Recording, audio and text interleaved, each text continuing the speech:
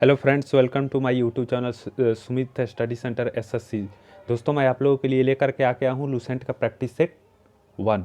तो चलिए बिना देर किए शुरू करते हैं। हड़प्पा सभ्यता का सर्वाधिक मान्यता प्राप्त काल कौन सा है? तो 2500 ईसा पूर्व से लेकर के 1700 ईसा पूर्व, जो ऑप्शन बी में दिया गया है।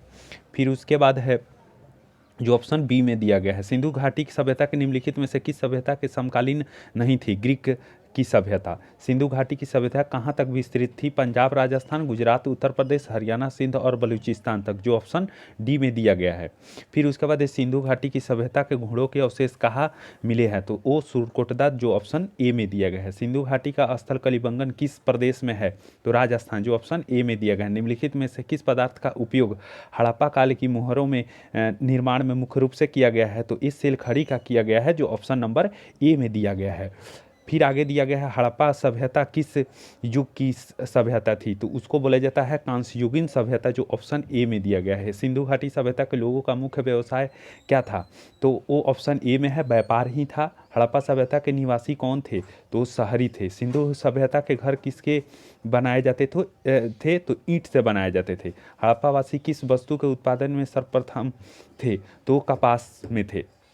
निम्नलिखित विद्वानों में से हड़प्पा सभ्यता का सर्वप्रथम खोजकर्ता कौन है? तो डी आर सहनी, जो ऑप्शन नंबर डी में दिया गया है, दयाराम सहनी। फिर उसके बाद है सिंधु सभ्यता का पतन नगर यानी बंदरगाह कौन सा था? तो वो है ऑप्शन दिया है कलिबंगा, लोथल, रोपड़ और मोहनजोदड़ो। तो उसमें है ऑप्शन नंबर बी, लोथल है। पैमानों की खोज ने यह सिद्ध कर दिया है कि सिंधु घाटी के लोग माप और तौल से परिचित थे। यह खोज कहाँ पर हुई थी? यह लोथल में हुई थी। फिर उसका हड़प्पा कालीन समाज किन वर्गों में विभक्त था? तो वो था विद्वान, योद्धा, व्यापारी और श्रमिक, जो ऑप्शन नंबर बी में दिया गया है। फिर आते हैं दोस्तों हम लोग ऊपर फिर से। फिर है सिंधु सभ्यता का सर्वाधिक उपयुक्त नाम क्या है? तो हड़प्पा सभ्यता। फिर उसके बाद निम्नलिखित में से कौन से लक्षण सिंधु सभ्यता के लोगों का सही चित्रण करता है? फिर उनके बाद है उसमें कि बी नंबर, ऑप्शन नंबर 2 है कि वे देवी देवताओं को दोनों को पूजा करते थे। फिर उसके बाद है 18 नंबर में हड़प्पा सभ्यता की खोज किस वर्ष में हुई थी? तो 1921 में, यानी कि 1921 में हुई थी। फिर उसके बाद हड़प्पा सभ्यता के बारे में कौन सी उचित सही है? तो वो ऑप्शन नंबर बी में दिया गया है कि उन्होंने पशुपति का सम्मान करना आरंभ किया। फिर उसके बाद हड़प्पा के लोगों की सामाजिक पद्धति थी उचित समतावादी का होना। फिर उसके बाद सिंधु का नखलिस्तान यानी बाग हड़प्पा सभ्यता के किस पूरा स्थल को कहा गया है? तो वो कहा गया है मोहनजोदड़ो को। फिर उसके बाद है हड़प्पा सभ्यता के संपूर्ण क्षेत्र का आकार किस प्रकार का था? तो वो था आपका त्रिभुजाकार। फिर उसके बाद लिखा हुआ है कि यहाँ पे 2 कॉलम बनाया गया है, कॉलम फर्स्ट, कॉलम 2। तो इसमें ऑप्शन मतलब ए दिया है, बी दिया है और सी दिया है, डी दिया है। तो इसका दे दिया है कि इसमें मैच कराना है 1 2 3 4 से। तो इसमें आपको बता देते हैं कि हड़प्पा जो है वो रावी नदी यहाँ पे आकर के मिलती है। फिर उसके बाद मोहनजोदड़ो है तो इसमें सिंधु नदी मिलती है। फिर उसके बाद लोथल, तो ये है भोगवा नदी। फिर उसके बाद कलिबंगा, तो एक घंघर नदी है, जो कि ऑप्शन नंबर ए में दिया गया है। बिल्कुल करेक्ट है। आप लोग मिलाते रहिए और साथ में इसको शेयर करते रहिए। फिर उसके बाद हड़प्पा सभ्यता के अंतर्गत हल से जोते गए खेत का साक्ष्य कहाँ से मिलता है? तो वो मिलता है कलिबंगा से। सिंधु सभ्यता की ईंटों का अलंकार किस स्थान से मिलता है? तो वो कलिबंगा से। फिर उसके बाद मोहनजोदड़ो कहाँ स्थित है? तो सिंध में है। फिर उसके बाद सिंधु सभ्यता में बृहत स्नानगार कहाँ पाया जाता है? तो मोहनजोदड़ो में पाया जाता है। फिर उसके बाद दोस्तों आगे आते हैं, सिंधु सभ्यता की मुद्रा में किस किस देवता के समतुल्य चित्रांकन मिलता है? तो वो है आदि शिव। फिर उसका निम्नलिखित में से कौन सा हड़प्पाकालीन स्थल गुजरात में था? तो वो है लोथल। फिर उसका मोहनजोदड़ो का स्थानीय नाम क्या है? मृतकों का टीला यानी माउंट ऑफ डेड। फिर उसके बाद हड़प्पा सभ्यता का प्रचलित नाम है तो सिंधु सभ्यता। फिर उसके बाद है संदेह स्थलों के उत्खनन से प्राप्त मोहरों पर निम्नलिखित में से किस पशु का सर्वाधिक उत्कीर्णन हुआ है? तो वो हुआ है बैल। फिर उसके बाद दोस्तों आगे आते हैं, सिंधु घाटी सभ्यता जानी जाती है अपने नगर नियोजन के लिए। सिंधु सभ्यता का कौन सा स्थान भारत में स्थित है? वो है लोथल। फिर भारत में खोजा गया सबसे पहला पुराना शहर कौन था? हड़प्पा। फिर भारत में चांदी की उपलब्धता का प्राचीनतम साक्ष्य मिलते हैं हड़प्पा संस्कृति में। सिंधु सभ्यता के बारे में कौन सा कथन असत्य है? तो वहाँ पे लोग लोहे से परिचित थे। तो ये बिल्कुल असत्य है, ऑप्शन नंबर डी में दिया गया है। फिर उसके बाद है फिर यहाँ पे कॉलम दे दिया गया है कि सिंधु सभ्यता की उत्तरी सीमा कहाँ से मिलती है। तो सिंधु सभ्यता की उत्तरी सीमा जो है वो बिल्कुल यहाँ बिल्कुल मैच करा दिया गया है पहले ही, जम्मू। फिर उसके बाद बी है सिंधु सभ्यता की दक्षिणी सीमा कहाँ है, दैमाबाद। सिंधु सभ्यता की पूर्वी सीमा कहाँ है, आलमगीरपुर यानी उत्तर प्रदेश। सिंधु सभ्यता की पश्चिमी सीमा कहाँ है, सुत कांगेडोर यानी बलूचिस्तान। फिर उसका मांडा किस नदी के किनारे स्थित है, चेनाब नदी के। हड़प्पा कालीन स्थित रोपड़ या पंजाब, वहीं मांडा का मतलब हो गया जम्मू कश्मीर। पंजाब किस नदी के किनारे स्थित है, तो सतलज नदी। हड़प्पा में एक उन्नत जल प्रबंधन प्रणाली का पता चलता है, वो है धौलावीरा में। फिर उसके बाद है, फिर ऊपर आ जाते हैं दोस्तों, हड़प्पा के मिट्टी के बर्तनों पर सामान्यतः किस रंग का उपयोग हुआ है, लाल। फिर उसके बाद सिंधु सभ्यता निम्नलिखित में से किस युग में होता है, तो ये होता है आद्य ऐतिहासिक काल में। फिर उसके बाद है सिंधु घाटी की सभ्यता की विकसित अवस्था में निम्नलिखित में से किस घरों में कुओं के अवशेष मिले हैं, तो वो मिला है मोहनजोदड़ो। वो मिला है मोहनजोदड़ो, जो कि ऑप्शन नंबर डी में दिया गया है। सिंधु घाटी सभ्यता को खोज निकालने में जिन दो भारतीय का नाम है वे हैं दयाराम साहनी और राखलदास बनर्जी, 1921 में किए थे। फिर उसके बाद है रंगपुर कहाँ, जहाँ हड़प्पा की समकालीन सभ्यता थी वो है सौराष्ट्र में। वो कहाँ है, सौराष्ट्र में। हड़प्पा एवं मोहनजोदड़ो की पुरातात्विक खुदाई के प्रभारी थे सर जॉन मार्शल। निम्नलिखित में से किस पशु की आकृति जो मोहर पर मिलती है जिससे ज्ञात हुआ है कि सिंधु घाटी एक मेसोपोटामिक सभ्यताओं के मध्य व्यापारिक संबंध है, तो वो है बैल। फिर उसके बाद सिंधु घाटी के लोग विश्वास करते थे मातृशक्ति पे। सिंधु घाटी के लोग किस पे विश्वास करते थे, मातृशक्ति पे विश्वास करते थे। फिर उसके बाद निम्नलिखित में से कौन सा सिंधु स्थल समुद्र तट पर स्थित नहीं था, तो है ऑप्शन नंबर डी में दिया गया है लोथल, नहीं कलिबंगा, ठीक है। फिर उसके बाद है निम्नलिखित में से कौन सा मोहनजोदड़ो की सबसे बड़ी इमारत मानी जाती है, विशाल अन्नगार, जो कि बहुत सारे बुक में दिया गया है विशाल स्नानगार, नहीं ये विशाल अन्नगार है जो कि दिया गया है।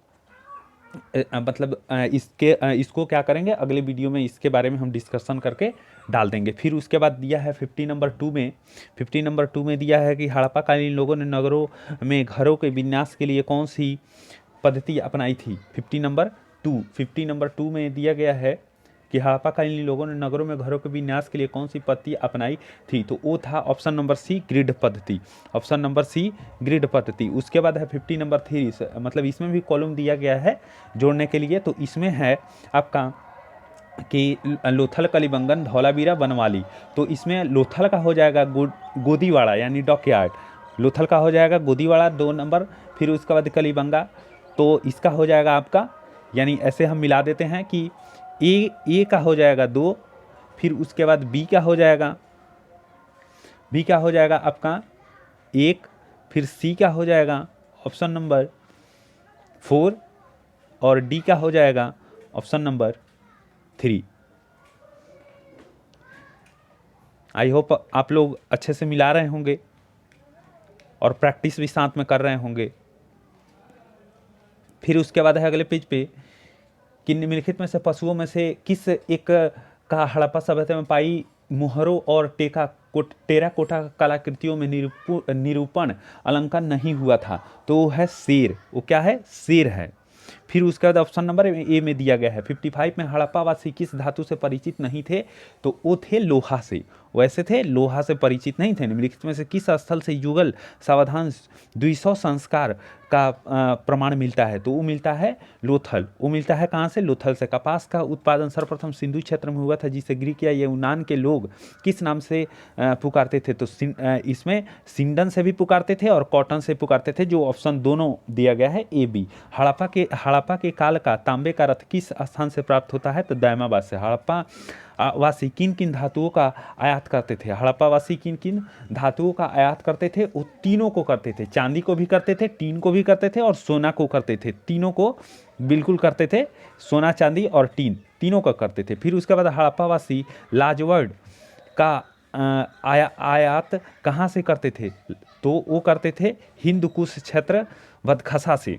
फिर उसके बाद अफगानिस्तान स्थित सिंधु सभ्यता से संबंधित स्थल है, तो वो है आपका सुरकेतद्रोई और मुंडी मुंडिकाग भी है, फिर उस दोनों है, मुंडिकाग भी है और सुरकोत गोई भी है। फिर उसके बाद कौन कौन से नगर सिंधु सभ्यता के बंदरगाह थे, तो इसमें से सभी हो जाएंगे बिल्कुल, लोथल और सुतकांगेडोर, अलाहीदीनो और बलाकोट और कुंतासी भी था, सभी थे इसमें। ऑप्शन नंबर डी में दिया गया है। मोहनजोदड़ो से प्राप्त पशुपति शिव आदि शिव मोहर से किन किन जानवरों का अलंकन प्राप्त होता है, तो उसमें व्याघ्र, हाथी, गैंडा, भैंसा और हिरण भी थे, तीनों थे बिल्कुल, ऑप्शन नंबर डी में दिया गया है। फिर उसके बाद आपका आता है किस किस हड़प्पा कालीन स्थल से पुजारी की प्रस्तर मूर्ति प्राप्त हुई है, तो वो मिली है मोहनजोदड़ो से। किन सिंधु कालीन स्थल से एक ईंट पर बिल्ली का पीछा करते हुए कुत्ते के पंजे के निशान मिले हैं, तो वो चनहुदड़ो से मिला है। किस हड़प्पा कालीन स्थल से प्राप्त जार पर चोंच में मछली दबाए चिड़िया एवं पेड़ के नीचे खड़ी लोमड़ी का चित्रांकन मिलता है, जो पंचतंत्र के लोमड़ी की कहानी के सादृश्य है, तो वो है लोथल। वो क्या है? लोथल है। फिर उसके बाद है स्वांत्योत्तर भारत में सबसे अधिक संख्या में हड़प्पा युगीन स्थलों की खोज किस प्रांत में हुई है? किस प्रांत में हुई है? तो वो हुई है गुजरात। फिर निम्नलिखित में से कौन सी फसल हड़प्पाकालीन लोगों का मुख्य खाद्यान्न नहीं था, तो वो है चावल। फिर उसके बाद 70 नंबर में दिया गया है कि कथन ए में दिया गया है कि हड़प्पा तथा मोहनजोदड़ो अब विलुप्त हो गए हैं। कारण पूछ रहा है आर में कि वे उत्खनन के दौरान प्रकट हुए थे, तो अब देखिए ऑप्शन नंबर ए और बी दोनों में देखना है कि कैसे क्या दिया गया है। तो इसमें हो जाएगा आपका कि ए और आर दोनों सही है तथा आर ए का सही स्पष्टीकरण है, बिल्कुल यही होगा, 70 नंबर ही होगा, बिल्कुल सही है।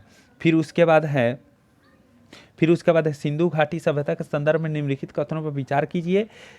फिर उसके बाद तो फर्स्ट में दिया गया है यह प्रमुखतः लौकिक सभ्यता थी तथा इसमें धार्मिक तत्व यद्यपि उपस्थित था तो वर्चस्वशाली नहीं था। 2 में दिया गया है उस काल में भारत में कपास से वस्त्र बनाए जाते थे, जो कि दोनों बिल्कुल सही है, दोनों ए और 2 बिल्कुल सही है। फिर उसके बाद है 72 में दिया गया है, फिर मैच कराने के लिए दिया गया है इसमें, तो फिर उसके बाद ये हो जाएगा 72। तो 72 में हम फिर से बता देते हैं कि ई का हो जाएगा 3, ए का हो जाएगा 3, बी का हो जाएगा आपका 4, सी का हो जाएगा आपका 1 और डी का हो जाएगा आपका 2। तो ये बिल्कुल करेक्ट है, आप लोग मिला लीजिए। यानी मांडा किसको बोला जाता था, तो जम्मू कश्मीर को बोला जाता था। दायमाबाद किसको बोला जाता था, तो महाराष्ट्र को बोला जाता था। कालीबंगा किसको बोला जाता था, वो बोला जाता राजस्थान को। राखीगढ़ी किसको बोला जाता था, तो वो बोला जाता था हरियाणा को। हड़प्पाकालीन स्थलों में अभी तक किस धातु की प्राप्ति नहीं हुई है, तो वो हुई है लोहा। वो लोहा की अभी तक प्राप्ति नहीं हुई। फिर उसके बाद है किस पशु के अवशेष सिंधु घाटी सभ्यता में प्राप्त नहीं हुई है, तो वही है शेर। फिर उसके बाद है चनहुदड़ो के उत्खनन का निर्देश किया था, तो J.H. मैके ने, J.H. मैके बिल्कुल सही है। फिर उसके बाद है निम्नलिखित में से कौन सा एक हड़प्पा स्थल नहीं है, तो चनहुदड़ो, कोटदीची और सोहगौरा, और फिर उसके बाद देसलपुर, तो उसमें हो जाएगा सोहगौरा, बिल्कुल करेक्ट है। अगर आप लोगों को ये वीडियो अच्छा लगा हो तो प्लीज़ इसको शेयर कीजिए, सब्सक्राइब कीजिए, कमेंट करिए, ताकि हमको भी मोटिवेशन मिलता रहे इस तरह से वीडियो लाने के लिए। और सब्सक्राइब करिए और साथ में बेल आइकन को दबाना मत भूलिए, ताकि आप लोगों के पास डायरेक्ट नोटिफिकेशन जाए और आप लोग इस वीडियो को देख सकें।